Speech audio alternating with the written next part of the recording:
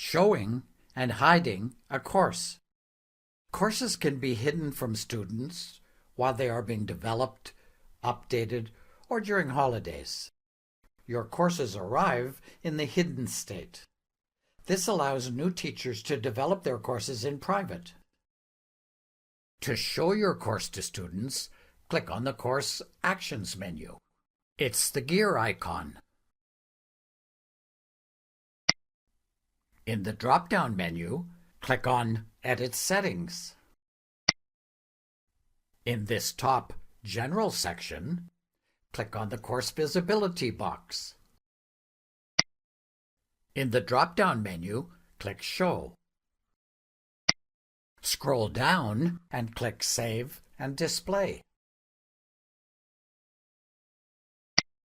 Students now have access to the course.